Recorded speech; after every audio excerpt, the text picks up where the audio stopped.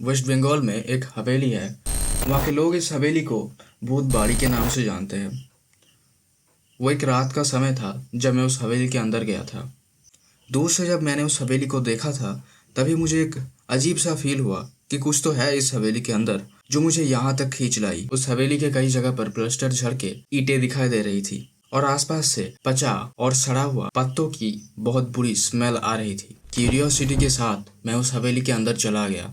हवेली के अंदर का हवा बहुत ही बेकार सा था और हवेली में मेरे चलने के सिवा दूसरा कोई आवाज सुनाई नहीं दे रहा था, सिवाय एक हल्का सा फुसफुसाहट के, जिसे कि तब मैंने इग्नोर कर दिया था। उस हवेली के दीवारों में कुछ तस्वीरें थी और उन तस्वीरों को देखकर ऐसा लग रहा था कि मानो वो मुझे ही देख रहे थे और मुझे ऐसा फील हो रहा था कि मेरे अलावा इस हवेली में दूसरा कोई है जो मुझे देख रहा है, मुझे फॉलो कर रहा है। जैसे ही मैं हवेली के और अंदर गया मुझे फील हुआ तापमान काफी गिर गया है। ऑल्दो इट वॉज समर और हवेली के बाहर काफी गर्मी थी। जैसे ही मैंने उस हवेली के एक कमरे के अंदर गया तो मेरा पूरा शरीर सुन्न हो गया था। तभी मुझे अचानक से ये होश आया कि अभी तक इस पूरे हवेली के चारों तरफ से जो फुसफुसाहट की आवाजें आ रही थी अभी वो इसी कमरे के किसी एक कोने से आ रहा है। और तभी मुझे बहुत ही हल्का सा किसी का छूने का एहसास हुआ और मैंने इसको ये कहकर अवॉइड कर दिया कि शायद ये कोई हवा का झोंका था। उसके बाद मैंने उस हवेली के और भी कमरों को एक्सप्लोर करने लगा। एक्सप्लोर करते करते इनमें से एक कमरे में